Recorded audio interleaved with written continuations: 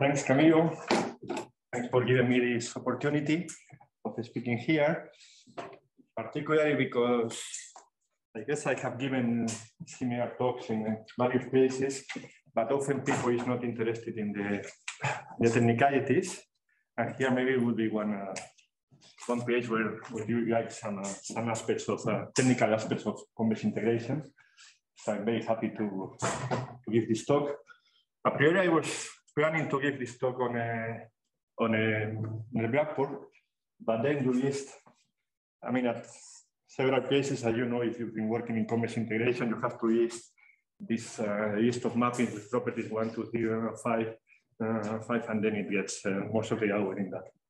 So that's why I'm using the slides, but I try to go anyhow, not very fast, so that you enjoy it, sort of.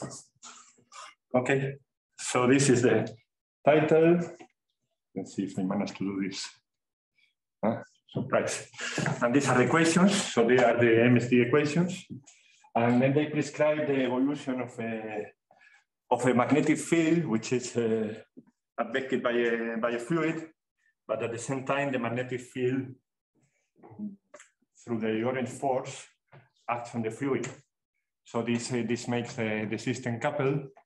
And then you have this list of equations where we are incompressible. We have Gauss law for the divergence. So you can take off your mask. You know that, right? I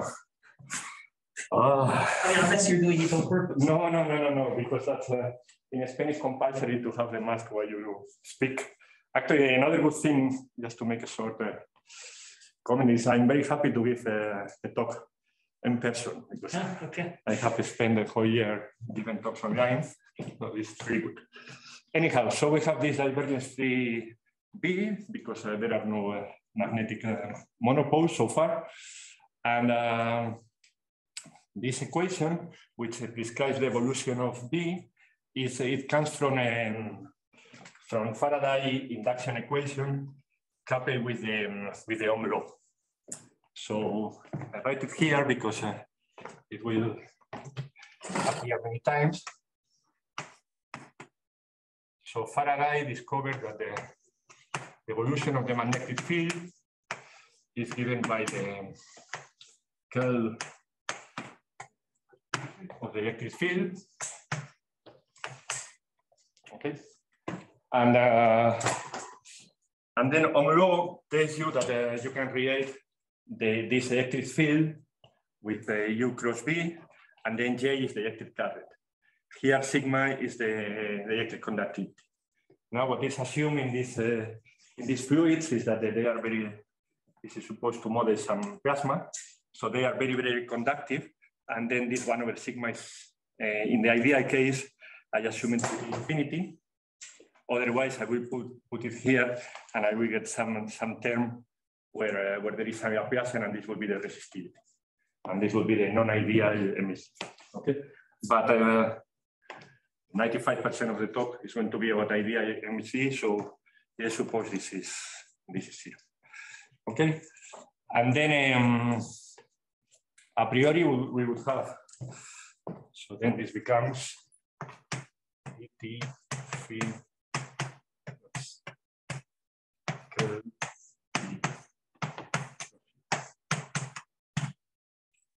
And then a priori, the evolution of U, it will be given by the Euler or by Navier-Stokes. So we have this term,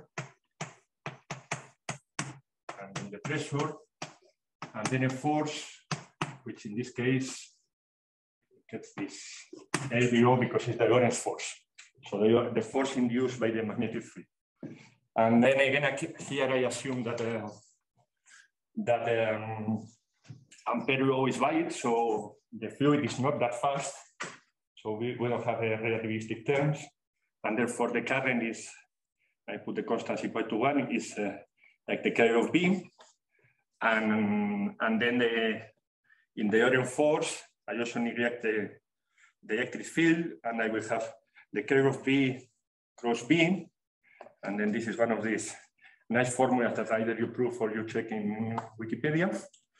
And then you can absorb this part on this so-called total pressure. Okay, and because it's divergence free, these terms come inside. Okay, good. I deduce the equations first because I think it's nice to know from where they are coming from, and second because typically in convex integration, what we do is we decouple the non-linear problem into a linear problem and a constitutive relation, right? And sometimes the linear problem is a bit artificial, but in this occasion, the linear problem will be coming from the honest Faraday system, which I think is a nice feature of this equation. Of course, I mean, first time that I studied this, we put this linear system and we did E was called A, and we didn't have this nice interpretation. Anyhow, if you take it as a PDE, then the nice thing that it has in opposed to Euler is that you have these three things which are conserved, and the two first they behave similar to the Euler equation, and they are conserved under certain regularity. But the third one, the so-called magnetic helicity, is conserved without any control on the derivatives, right? Little b is b, right? Is big B on the blue side? Okay. Yeah, UTB here. Thank you. Yeah, and okay. When you look at this twice, it's not so strange because here this psi is the vector potential of B. Since B is divergence free, then it's the curl of some potential which is psi.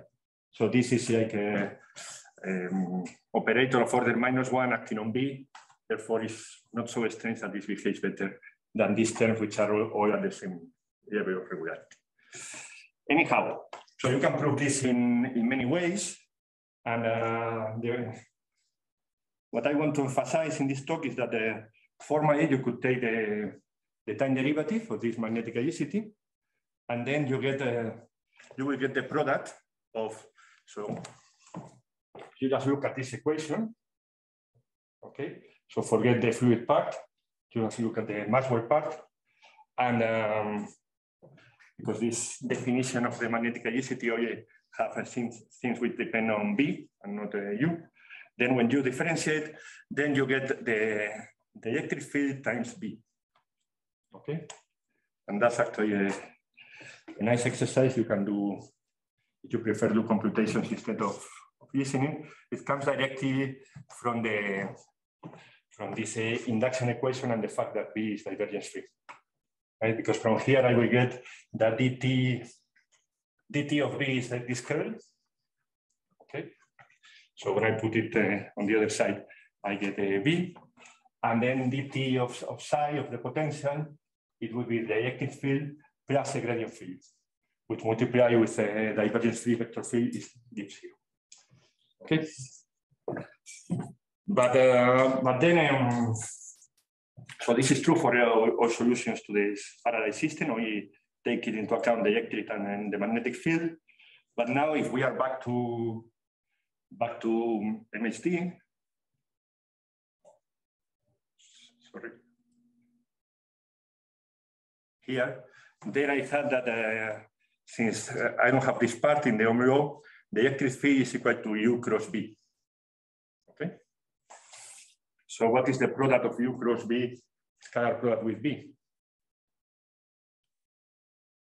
0, right? So I have that as long as E dot B is equal to 0, then this magnetic helicity should be conserved. When you're saying conserved if U and B is equal to 3, is that referring to magnetic helicity only or to cross helicity and magnetic helicity? For magnetic helicity. For cross helicity, you have something like the double edge. Yeah. It's less regular, right? Yeah. You need some base of regularity. So there are some base of regularity essentially similar to Euler, where you have a 1/3 derivative, but then you can play about this 1/3 derivative. You could put part in U, part in B. Okay. So here this is conserved as long as this makes sense, right? This needs to be an A1. Right? Good. Okay. So I keep this. This is going to be very important on the rest of the talk. So at this, for the time being, for solutions of MHD, E dot B is equal to 0, and the magnetic helicity is preserved. And even always when E dot B is equal to 0, then the magnetic helicity will be preserved. So this would apply for sub-solutions and all kind of approximations of MHD. Okay, results. So at this, I got interested with this because Sauli Lindberg came as a postdoc to Madrid, and then he wanted to learn convex integration. And then Diego Córdoba brought to my attention this result of these people, Bronson, Lopez, and Lopez.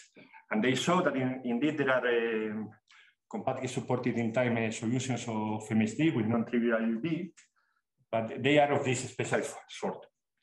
Right? So they only depend on the two first variables. The third component of the velocity is 0, and the V is like this. Okay. And then, okay, you can write the equation that is, you can plug in these answers in the MHD equation, then you see what equations you get, and it's pretty similar to the Euler system, and you can run the original Ideal Székelyhidi argument with the convex file, with the traditional convex file, and then on segments and everything. Pretty much it works. Okay, and then it's easy to see that both cross helicity density, and magnetic helicity density are equal to 0 for this.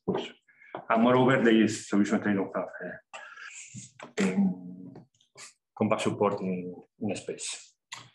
Okay, so with Sauli, we look a bit at this, and then one thing we prove is that magnetic helicity is preserved in the vanishing resistivity limit of the array of solutions, and for that you require A2 integrability. Okay, that's the 5% of the talk where I'm going to talk about the non-ideal MHD. Anyhow, so that's for another talk. And then there is this this result of Becky, McMaster, and Bicol, where they prove that actually you have solutions which lie in some Sobolev space, for some small beta, and they do not preserve magnetic helicity. So, which is showing that there is a dichotomy between this the array of solutions, limits where the magnetic helicity is preserved, and then solutions of MHD where you have by the Sobolev embedding this H beta will embed into A2 plus epsilon, and there this magnetic helicity is not preserved. Okay, good. And there are other variants of MHD. As I was saying when I deduced the equations, I was assuming many things like we have Ampere law and not Maxwell Ampere, and I also throw away some part of the Lorentz force. So if you reinstall this or do other approximations, you got different variants of MHD for which convex integration has been used successfully. Okay, good. So I'm going to explain two theorems which are based in another two theorems. So the first is that I recall that if U and B are in A3, then magnetic helicity is preserved. So what we show is that there are solutions which are in, for each time SIs, they belong to A3 infinity times A3 infinity, where A3 infinity is the Marcinkiewicz space. So in particular, they belong to the intersection of all AP spaces for P is smaller than 3. Okay, so this I think puts together very nicely the magnetic helicity conservation and the result of Becky, Tristan, and Blatt. Okay, and the other is that if you are willing to accept that magnetic helicity is preserved, because after all it has to be preserved for all natural solutions, then we can run this convex integration machinery where the helicity is preserved and neither the energy nor the cross helicity are preserved. So that's actually, I think, a very nice instance of convex integration, because you still get these crazy solutions, but you have to satisfy that the helicity is conserved. The helicity will be a constant. So, and And here is any value. Okay. No questions so far? Good. Okay, before I get to theorem 3 and theorem 4, already I want to explain that actually something which is in some notes from László Székelyhidi, who studied the compensated compactness for the Maxwell equations. Okay, he has in some of his various lecture notes. One of them has a chapter devoted to the Maxwell equation, which actually I recommend because it's very nice. And then he realized that introducing this formalism of forms, for once, it's actually not just beautiful or aesthetic, or it allows you to extend to higher dimensions or to a manifold, but it's really useful here. Okay, so using concept, Camilo? Yeah. Okay.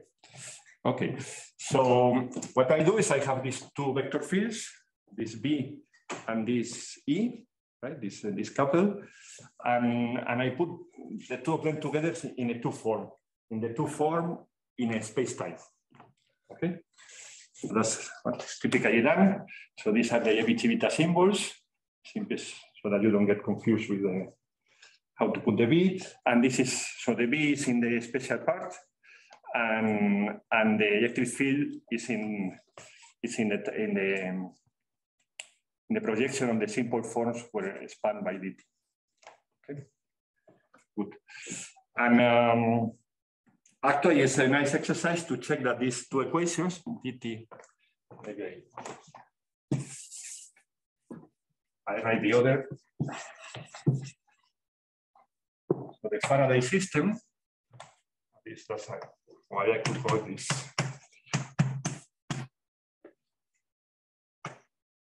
These two is equivalent. So I have this omega, which is, as I have explained, induced by B and E. Then to solve this Faraday system, you just check, remember what was the definition of the stereo derivative, and it tells you that this form, these two forms, is closed. Okay. And this, you believe me, you compute it. And being closed, I am doing this in the torus, then it's exact. So it has one form which is its potential. So there exists alpha. So that D of alpha is equal to omega. You need to check its average 0. Sorry? I mean, on the torus, it's exact if it is average 0 or something. No? Yes. But this I assume. Thank you. This I assume at the very beginning that the average of B and E is. Okay, and then this is a one form in R4 space-time.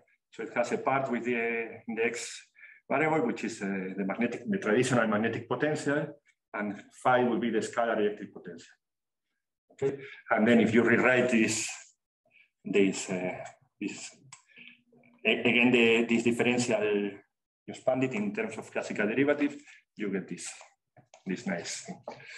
Okay. But even nicer, omega wedge omega is equal to E dot B. Okay, this is a two form, wedge a two form. So this is going to be a four form in R4. So I have here the volume element, but then what is the factor before the volume element is this E dot B, which was this quantity, which was the derivative, the density of the derivative of the magnetic helicity. Okay, so in particular, and then since omega is closed, then omega wedge omega is the stereo derivative of alpha d alpha. Okay, and then and this implies that this is easy to see. This is like pure divergence, and this is a compensated compactness quantity. So it's weakly continuous. Okay, so therefore, if I take whenever I have, you know that when we do rank convex integration, the most we can expect is that we can get to the weak closure of the equation, to the macroscopical variables.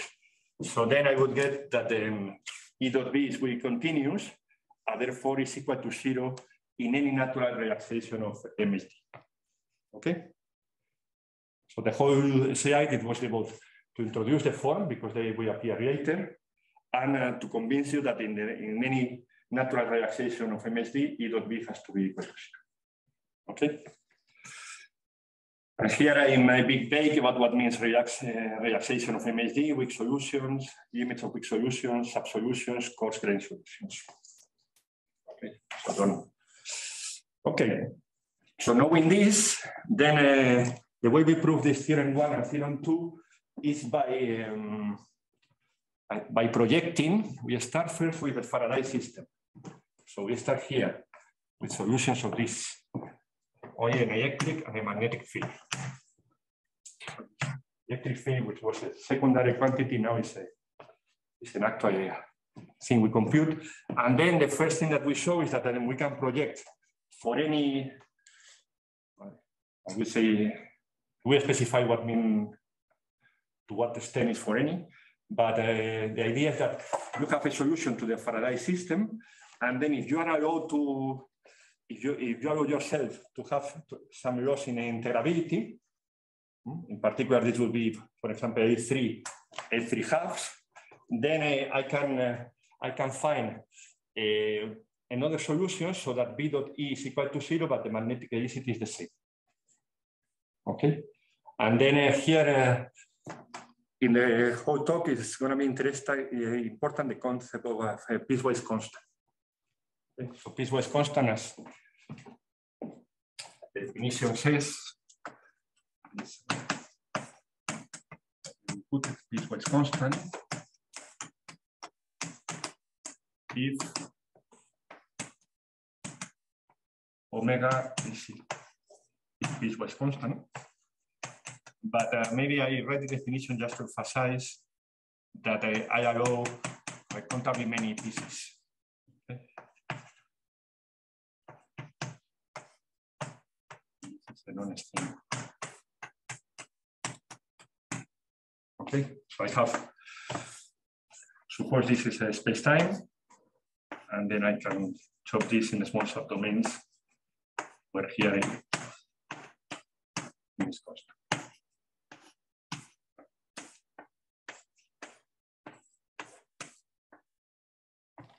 Okay, so what I'm saying is whenever you give me any Faraday solution, any solution to this Faraday system, what you can construct, for example, many of them by prescribing the potentials. So you have plenty. And then I can project them so that they satisfy this condition if I allow myself to lose this integrability. Okay. And the theorem 4 is that once I am in this... Is omega I open or... Yes, and there is an set here. And the second theorem tells you that once I start with, again, a piecewise constant solution now to the Faraday system with the additional condition that E dot B is equal to 0, then I can project those two solutions to the honest MHD. Okay? So first, I start with a solution to the Faraday system, if I want, and then if I pay the price of the integrability, then I get a solution to this reacts to the Faraday system with the constraint E dot B equal to 0. And then I could start with that solution with the other solution that I have constructed so that E dot B is equal to 0. And those I can project to MHD in this sense. Okay, so these are some functions with some regularity properties that I don't want to specify. And then if this is my solution to this so-called relaxed MHD, if it satisfies this, then I can construct a U and a B, which solve ideal MHD, so that the U plus B is equal to T plus, U minus B is equal to T minus, and the magnetic helicity is the same. Okay. This is for the experts. This is just I didn't want to write the Sasser variables, but that's the typical normalization. Yeah, maybe I forget to say. Okay, so this is based to explain it, but this Now we are going to run this Tartar framework. So this, which I will explain, these directions and so on, related to the Faraday system. So the lambda cone is going to be simple, but I'm going to run it in an unbounded set. And for that, I will use this construction, which we call staircase laminates, and then how to do convex integration with them. And here, this is also based on the Székelyhidi version of convex integration, but it has the additional, apart from the dimension, which is a bit crazy, then it has this additional feature that E dot B has to be equal to 0. So the hull will have no non-empty interior, right? So a priori, you cannot do this standard trick of having a 1D perturbation and then approximate it and then continue, because you have to. It has empty interior. It has empty interior. Yes. It has empty interior. Otherwise, it will be much easier. Okay, so the building block is this concept of laminates, which maybe you know, but maybe I explain nevertheless. And okay, so the wave cone associated to this equation is simply E dot B equal to 0. Okay, that's easy to check. And then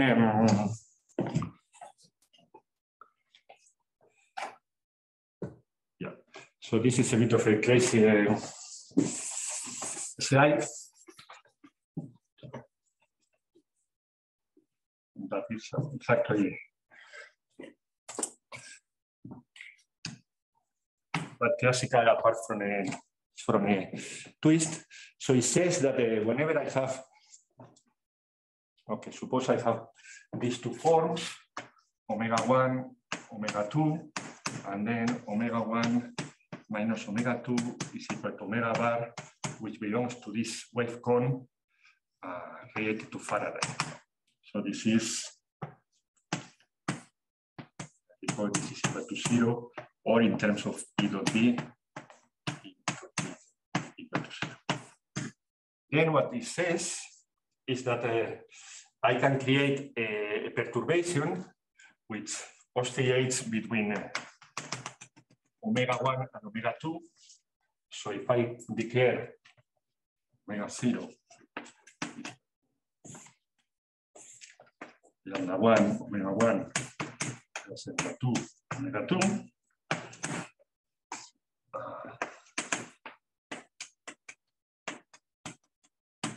so I have this. So I hope you can see here. So I'm going to draw two pictures. Here, this is in space-time.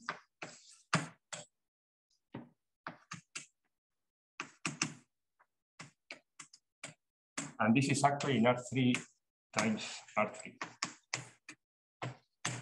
Okay. So I'm going to draw here the range of a certain solution. And here I'm going to divide the domain, taking into account what values takes this form at each piece. So what I would like, so this is the range.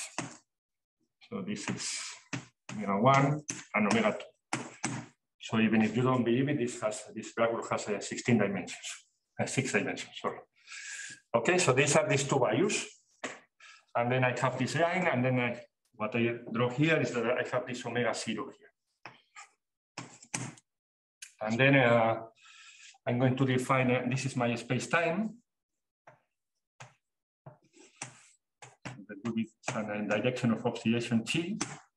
And this is at a fixed time. And I have a box here. And then what I claim is that I could have this function, this way one-dimensional profile, this planar wave, which oscillates here between omega-1 and omega-2, omega-1 and omega-2. But then I needed to have a good boundary control. So I can replace this by a boundary layer. And this is at each time slice. but then I also want to control this in time. So I'm going to put another of these layers in the upper and lower parts of this domain. Okay, so in practice, what it means? There will be a domain where my form is equal to omega-1, which is called Q1. Another domain where my form is equal to omega-2, which is called Q2, a null set, and a set called Q error, where my form is going to be very close to this element of the segment joining omega-1 and omega-2. Okay, and then the way I'm going to picture this is that I'm going to say this is like the range, and these points are thick because most of the measure is going to be there, and there will be some garbage, which is some auxiliary points, still piecewise constant, which are these pieces over here. Okay, and it comes with this estimate, which it may look a bit strange, but it's actually what is nice to iterate to get this, to get that the function I have is a infinity to AP. Okay. Otherwise, if you do the typical construction, then you have AP in time, and this we didn't want. So it is just for the experts. This new thing is just to get this A infinity in time. Okay. And it's important that omega is piecewise constant, and also that the magnetic, it can be done so that the magnetic helicity of the perturbation is okay. Okay. All in all, what this says is that when I have omega-1 and omega-2, so that the difference is in the lambda cone, then I can construct an honest solution to the Faraday system, which is piecewise constant, and whose range is essentially this picture on the right, omega-1, omega-2, and some garbage. Okay. May I ask a question? So the reason why you insist on having it piecewise constant is because you're keeping this constraint that E dot V is equal to 0? Is that the reason why you don't want to go to a smoothing? Because it's easier. No, because I want to have a good control then on the integrability. So what is going to happen, and I want that this garbage is here. So I don't want that the garbage is, yeah, so I don't want that I have this segment and then I have the garbage everywhere in the segment. Smooth it out. Because I'm really going to use that the garbage is here, near the center. Okay. And also I want to keep doing this. If you look at this theorem 3 and theorem 4, they also were based on piecewise constant. So I want to keep this thing. Okay. So. But the main reason is for the integrability. Yeah. Okay. So this is a definition which is saying that you can iterate this construction, and now if just put it here. So you see, and suppose I have this region where I have a omega-1, and then this omega-1 is equal to mu times omega-3 plus 1 minus mu times omega-4, and omega-3 minus omega-4 also belongs to this cone. Then I could repeat this construction here in this region. And I have omega-3, omega-4, and more garbage. So then, which one did I say? Omega-1. So in this picture here, omega-1 will be in the segment between omega-3, omega-4. And as we were discussing, I have some garbage here and some garbage there. Okay, and that's a definition, which is this class of laminates, which is essentially what you get by iterating this construction. Okay, but yeah.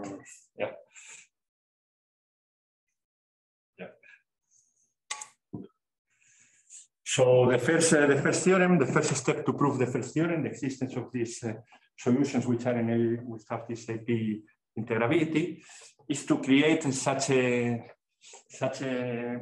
laminate, but it will be unbounded and it will be supported in the set where E dot B is equal to 0. Maybe I give you the picture here.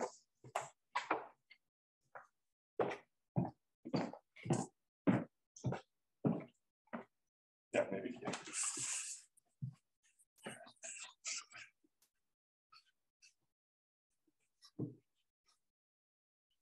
So I draw these axes, and now this will be B0, and this will be 0 E, and then I draw this curve, which is T minus 1. Okay, and then so I have one toy, so I start to play with it. So I have this map here, which is beta n to the T minus 1.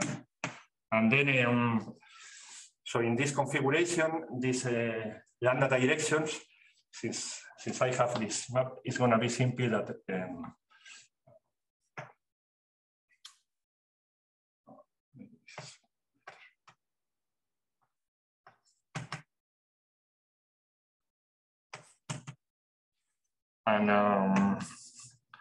so the lambda directions will be orthogonal, I mean, it will be horizontal and vertical segments.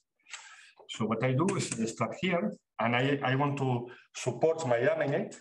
It's going to be supported in these two lines. Okay, so here it's clear that B dot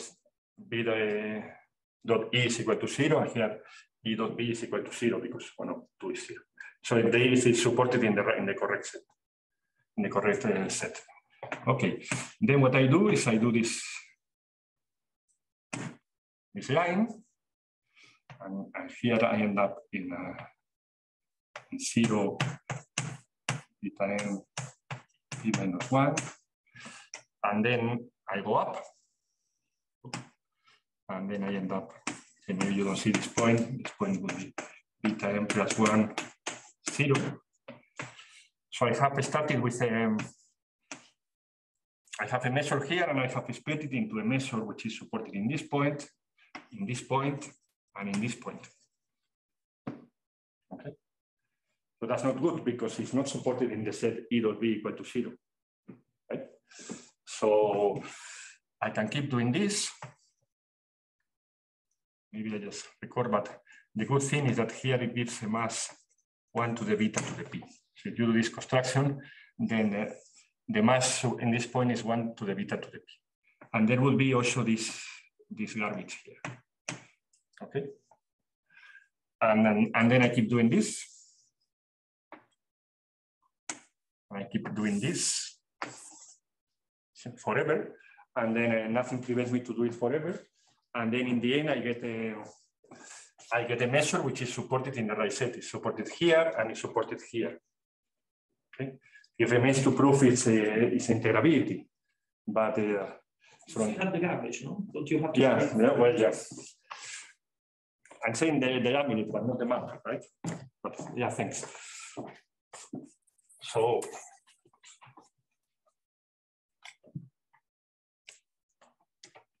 with this construction, what you can prove is this: the sum of beta n to the k, and or the measure of these errors plus beta p to the n, the measure of the point sets where omega is equal to beta n plus 1.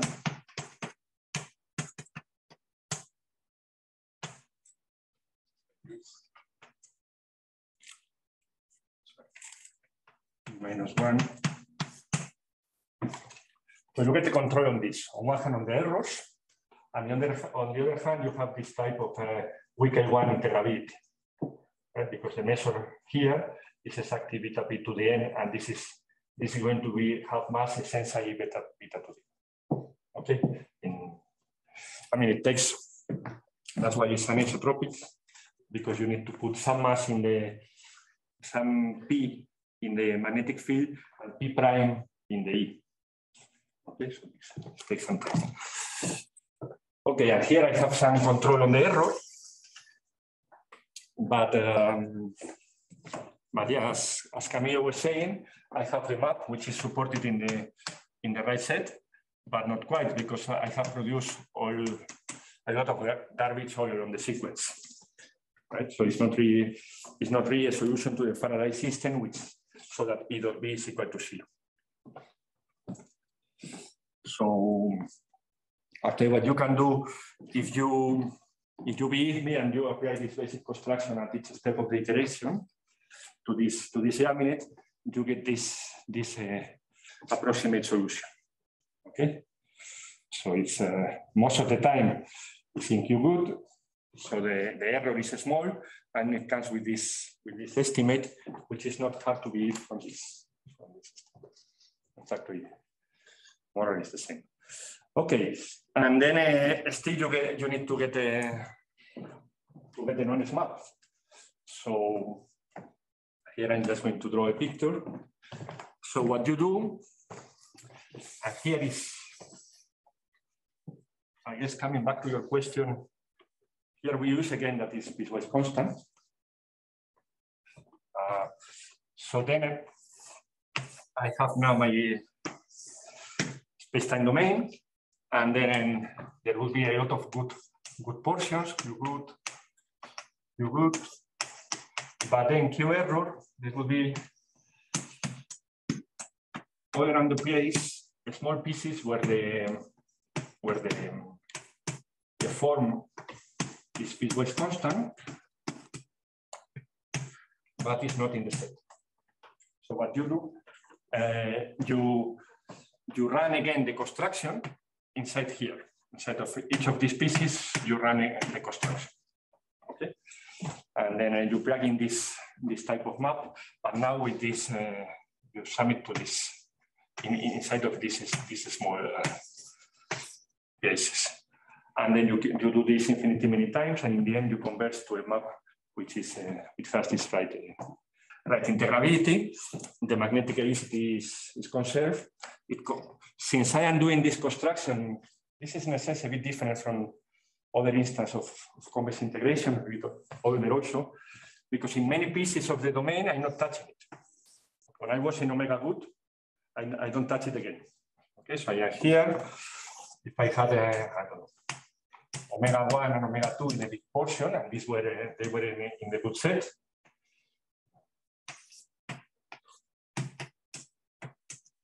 They were in the good set. Then I leave that part of the domain untouched. So I only modify the form in the places where I am off the good set.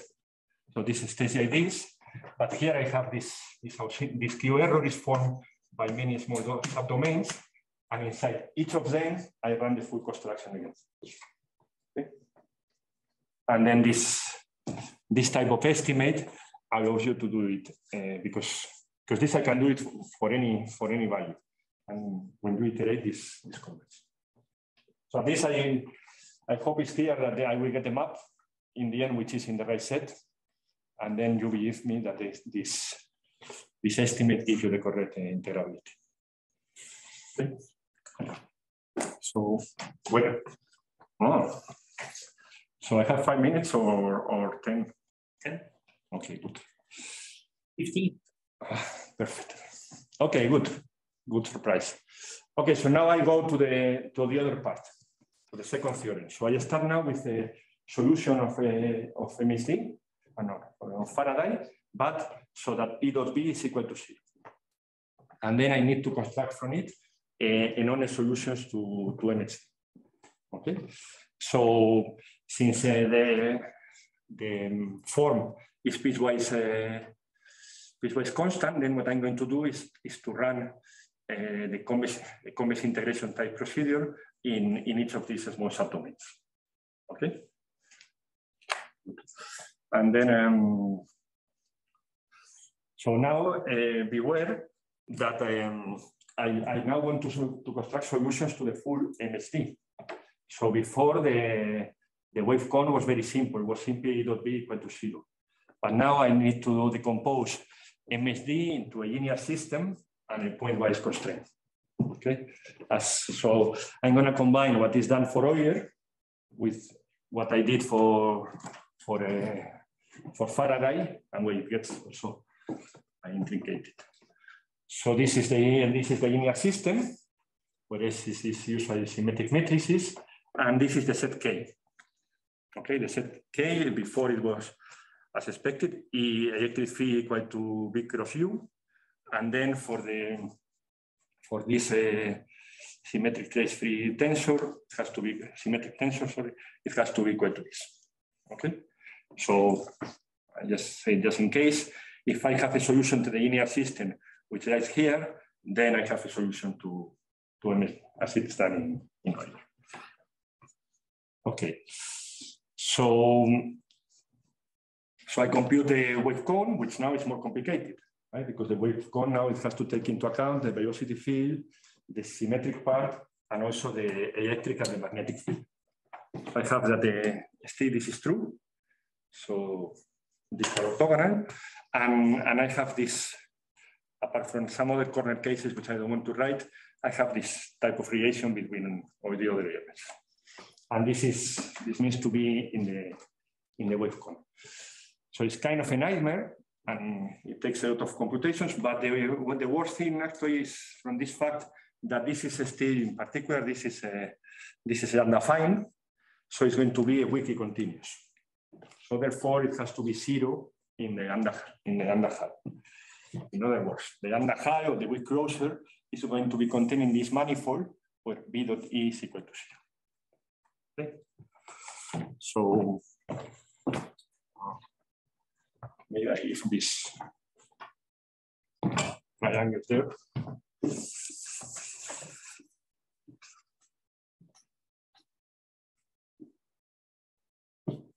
So there is an issue, because I mean, what is the traditional idea is that you have K here,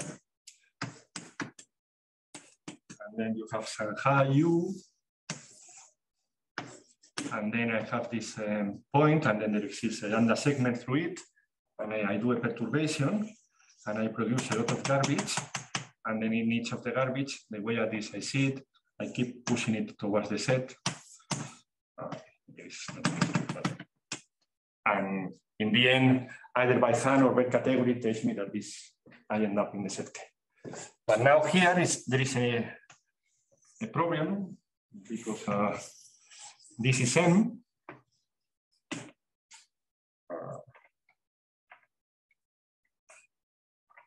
Here is K. And then if I apply, for example, the basic construction I explained in the previous part, then I get this segment here, and then I get this, not most of the mass is here, which I like, but then I get some mass which falls off the set M. So I cannot continue the iteration. Okay? So how you have to go back in time, and at least the first paper I read about this was a Mueller-Sveragli solution to the two-way problem with the terminal equal to 1. So there you have the same problem, the same situation. You have a set, but then you have to do the whole convex integration satisfying this nonlinear constraint. So this tells us that it can be done in some cases. Unfortunately, this is a bit like the determinant, but that is equal to 0 and not equal to 1. So we didn't know how to move their approach here, which is very beautifully using a flow. So the forms come to rescue. Okay, and this is something actually that I knew from other sources, and it tends to be very useful here. Is that being a wedge omega equal to 0 means that the form is simple, and meaning that it's equal to it's a two form, so it's equal to the wedge product of two vectors, which are called factors. And just in case you're not familiar with forms or you're allergic to it. Then, so there is no entanglement. Okay, so this is not simple.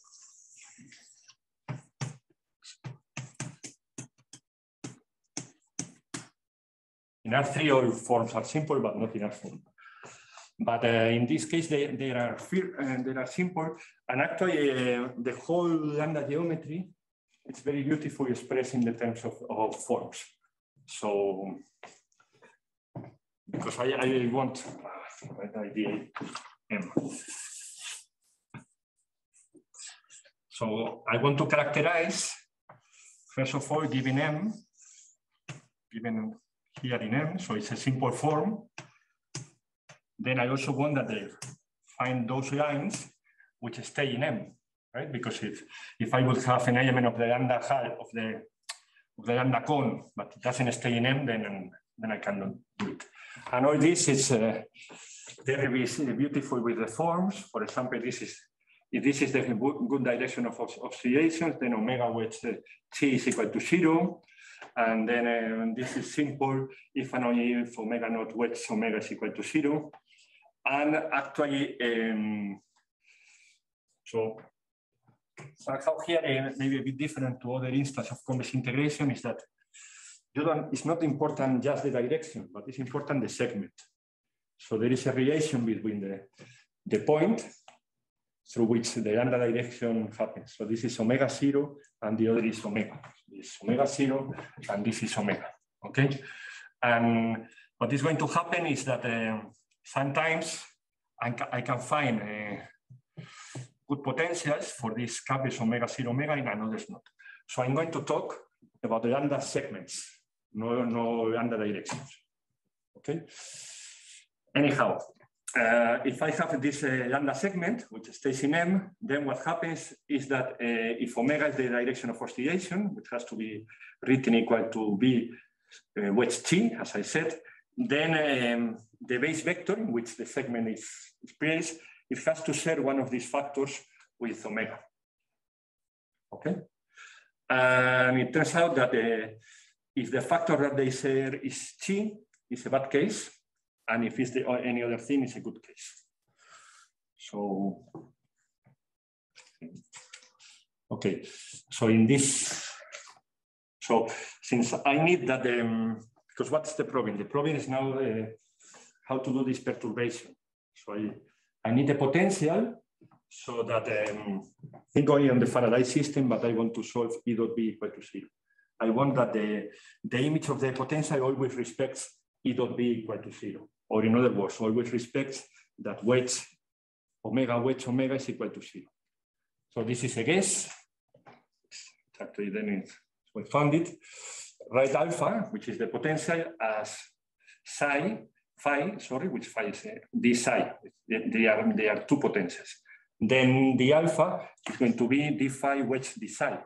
In particular, it's simple. So it's going to lie in M. So whenever I have somehow a collection of good potentials which respect my constraint E dot B equal to 0. Okay? And unfortunately, this is not a Poincare lemma. So I really need to, for each omega 0 and omega, I need to find the good potentials. And as you could think, I take my usual 1D oscillation and I pull back this form with it. And I can play a bit with constants. And in the end, I'm going to get, this is going to be in M. Why? Because it's a simple vector. So that's in M, that's guaranteed. And then it has this part. And then there will be a T dot T with T, which is equal to 0, which is somewhere. And then O1L, so this cancellation. And then I have some freedom of choosing this omega, because here there are some constants. And okay, as I said, there are many good cases, but not always, right? So the segments are divided in good segments and bad segments. And for good segments, I could run the convex integration similar to what is done. And there is a good potential, which happy, will I. it will, the perturbation, there will be some perturbation and so on, but everything will stay in M, so I can keep doing it. But this was when we were in Bonn. And most of the segments are good, right? But if you go to your set K, then this is pretty sad. When you do the hull, the lambda high is quite large, but the lambda good high it has this constraint. E is equal to B cross U, which was in the original set K. So I can notice if I am in K, I can, this is the magnetic part of K, I cannot move. With the lambda high is itself. The lambda good high is itself. Okay. On the other hand, there are good news because many of the segments are good. So for open sets, the standard lambda high is equal to the good lambda high. You can shift a bit because this is, you see, this is a relation between the center and the segment. So if you shift a bit the segment, then you're in good terms. And this is actually very hard to prove without the forms. Seems trivial, but it's not so much. Is that if this is open in M, then the lambda high is also open. And this is pretty easy to do with these factors, because what you can perturb is the factors. But if you try to do it directly at the level of EV, I mean, you are welcome to try. There is a proof, but it's like 6 pages, and whereas the proof with these factors is a paragraph. So in a sense, I am advertising this, trying to work with these forms and factors. Anyhow, so once this is done, then you still need to find the affiliation hull. Or this, because as you have realized, I am neglecting completely the fluid part. But there is, I mean, there was this part of the lambda high, which was this relation between S, B, and U. I need to find the hull, or rather, because this we don't do, but we show. So this is you need to do some normalization. So we prescribe these Sasser variables. This is the interior of the honest hull, not the good one. And then we show that this is a union of good hulls of open sets, where the open sets are. So there is I will move a little bit the parameter, and there is an epsilon t, and this is an honest ball, restricted, of course, to the manifold M. And then actually for this, for these interdevelopments, this needs to be made quantitative. So we need to show that there exists an honest ball which has these good bounds. And all this keeps, okay, maybe just a picture to finish. So this is K, everything is in M already. And then I have like this sort of neighborhood of it. And then everybody here is in the high of somebody in this small neighborhood. So it's very close to the in approximation, at least in a spirit, but it's more flexible to do it with the category, particularly to prescribe this at every point in space-time. So thanks for the hospitality.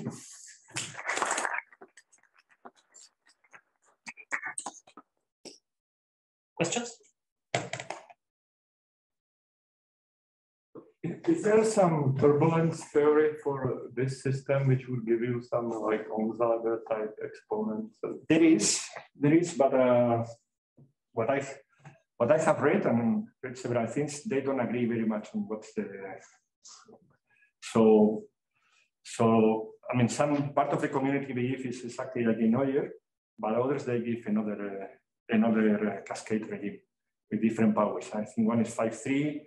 And the others give 5/4. So there is no agreement. So that's something that I guess is promise integration community could help. So it's even better than usual. So there's not only one theory, there's more than one theory. Yeah, it's full. Yeah, it's 10 years of papers. Yes.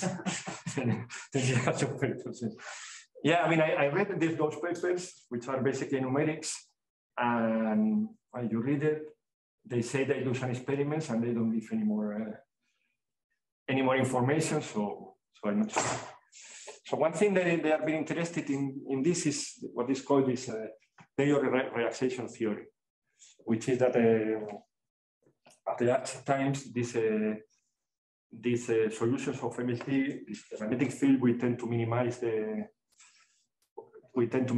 the magnetic energy subject to the constraint that the helicity is conserved. But even that is not agreed. So there is also a kind of a disagreement in the community, and some people think that another topological invariant should exist, and these people should be preserved. Personally, I don't have a say. Just reporting what I have here.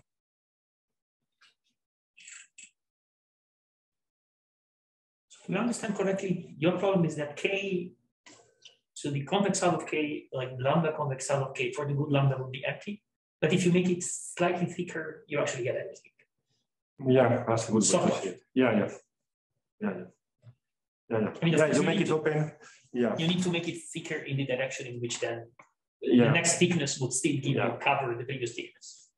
Yeah, I mean, you approach it by open sets. Inside. By open sets for an inside, which will give you the full height in the limit. Yeah. It's really the in-approximation philosophy.